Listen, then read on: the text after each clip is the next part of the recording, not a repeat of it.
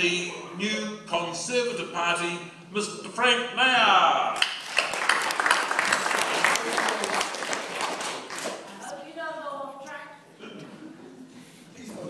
I'm sure you'll tell me if I do.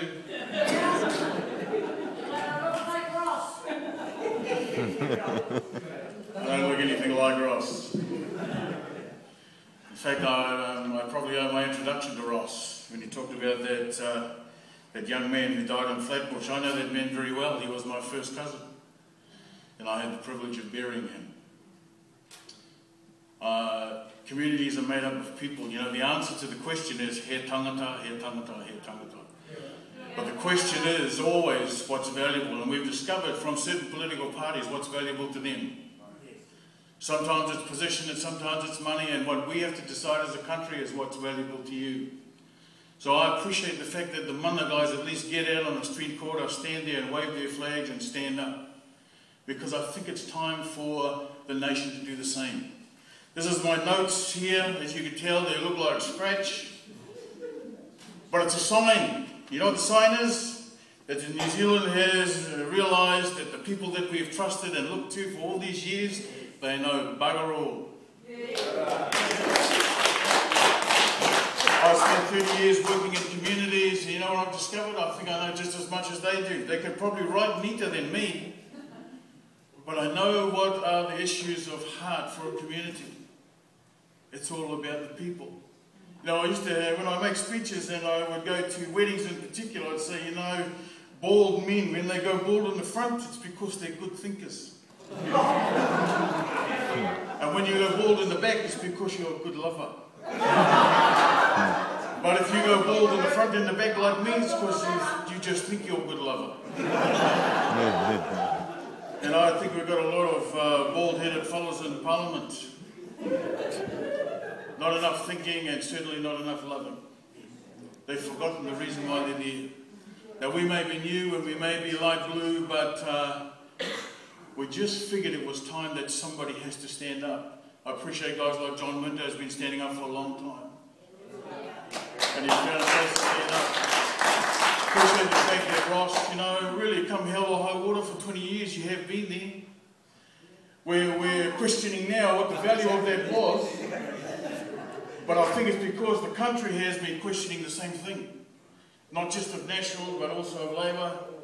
And I think that MMP may give us just a little slice of opportunity for all of the little fellas to stand up, get your 5% and get your bum on a seat. Because if we have no representation, if you do not have a voice around that table, you have no voice. We discovered that when 87% said we want to ban this, this anti-smacking law. They said there were innocent people would not go to jail. I met some families just the other day. One of the fellows, he went to jail. After about 2 weeks, they dropped the charges, and you know, the daughter that was taken away, she still hasn't come home. Some technicality in the law. John Key promised it.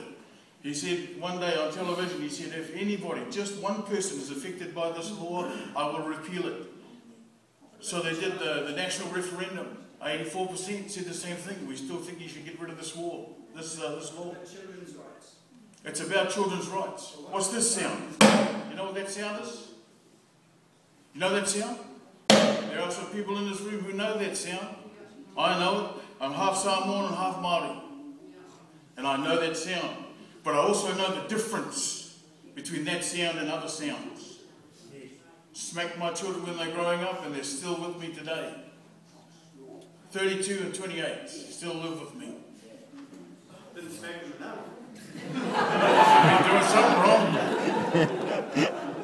It's not about the smacking, I think it has to do more with the wallet. But anyway, I'm just, I feel sorry that our nation has to come to a place like this, but it's time that we all woke up. If nothing changes, nothing changes. What about child abuse? What about child abuse? What about the child who was killed? What about the child who was killed? Yeah. Or how do you think my cousin was killed? Same thing. Bunch of kids in the street fighting. So we went out to protect his son, who was one of the kids. Grabbed him by the ear, dragged him home. So the other fellows followed him home, stabbed him 7 times in his own bed. So what a teenager's fight. See? So, but this is the interesting thing, you see. This is the interesting thing. So the government sends up some fellow from Wellington, and they do a whole bunch of reviewing, because they're good at that. At the end of that 2 weeks of review, the guy happened to bump into a friend of mine, Sam Chapman. We work together over in Otara. We have a thing called the Awhi Foundation. We work with people in communities and families. And so this fellow came over and he said, look, I've been doing the review on what happened to these kids and why this guy was killed. And so Sam's daughter asked him, so you're in Otara now, who did you go and talk to? He said, well, when I came up there's an office that we have that runs out of Otahuhu. So I went to Otahuhu. I talked to those fellows. And then I found out that there's another group of coordinated people from communities, and they're in Manukau City, so I went to Manukau. Then I found out there was somebody else that I should talk to. They told me I should go to Papatoia.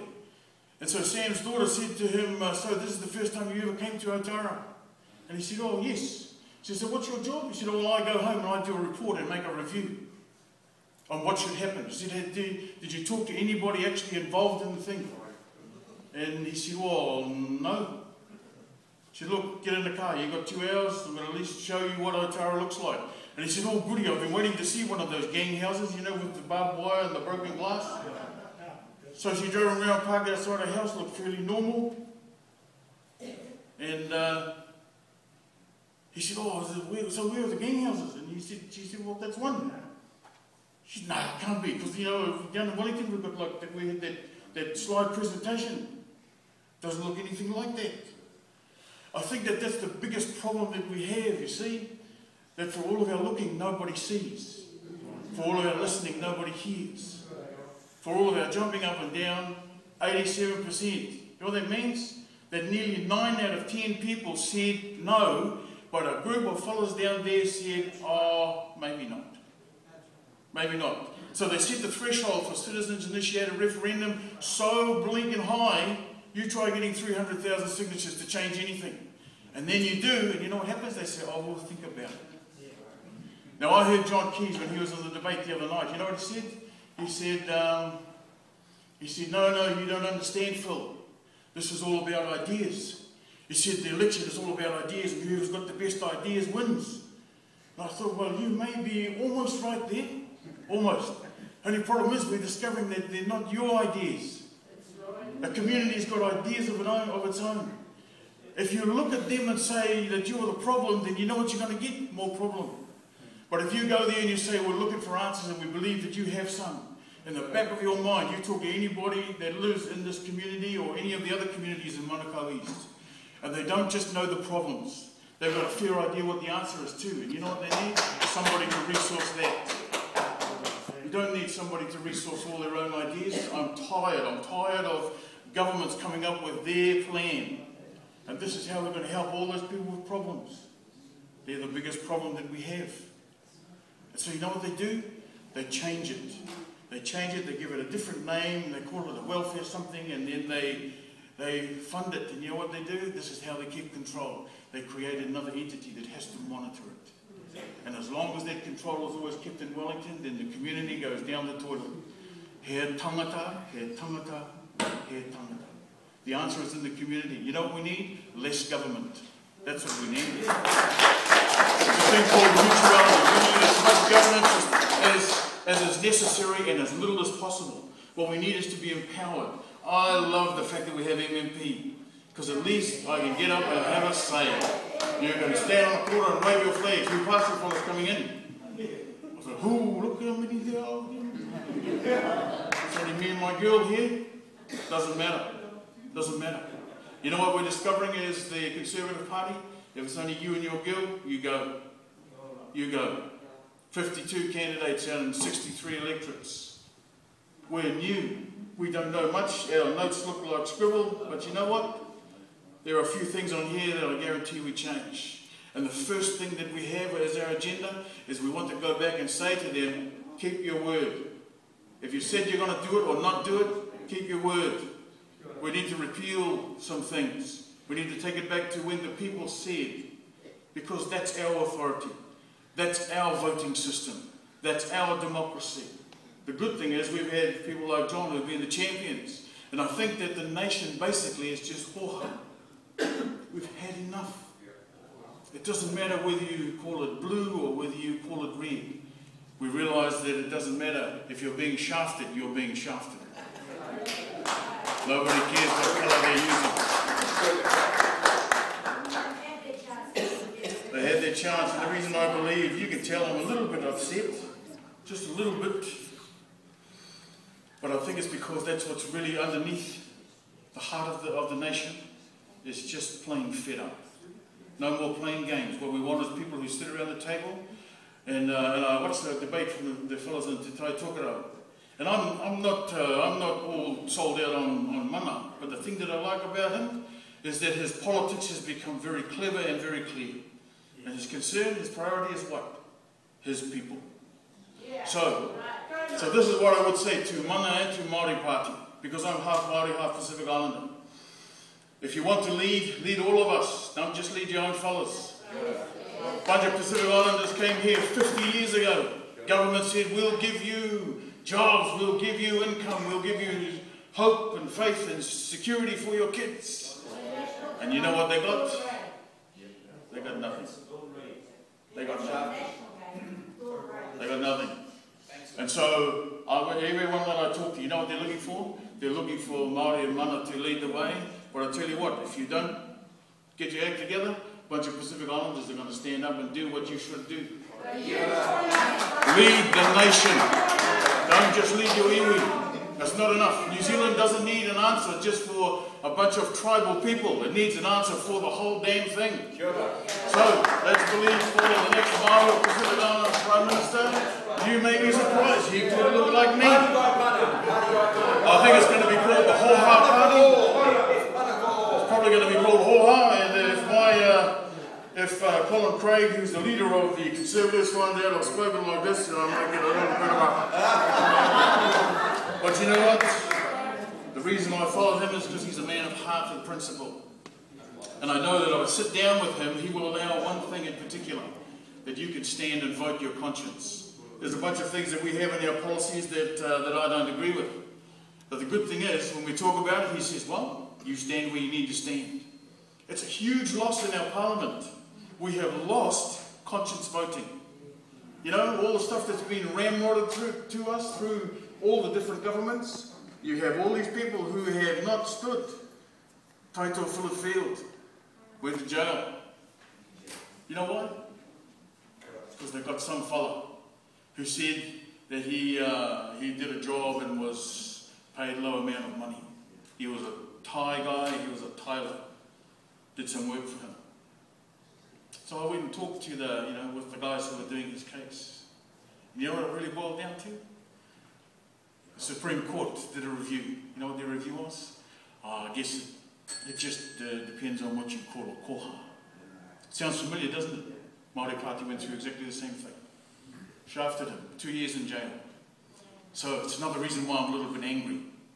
Because I believe that there are men of principle and conscience, Pacific Islanders, who are saying, it's time, it's time, it's time. So, that's why it doesn't matter how rough your notes are, because you probably won't use them anyway. So my 1 minute on the cup of tea? Yes, on the cup of tea saga, on the teapot travesty. Well, I believe that it's a sign of the times, but it's a sign of the demise. First past the post is dying.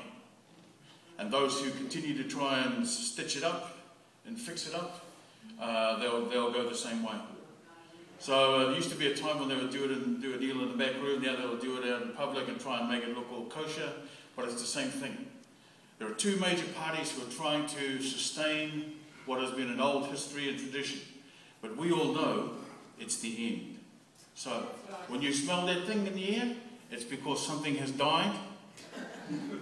And it's time for some new breeze to blow through. Is it Ross? So, you're better than that, John. You're better than that. You don't need to give him a break. Give him a break. It's going to take all of us to do a new thing. And I'm looking forward to the day we can all sit down, have a cup of tea and talk about what the answers look like. Because I'm sure they look like you, and they look like you, and they look like you. And I'm sure they look like me too.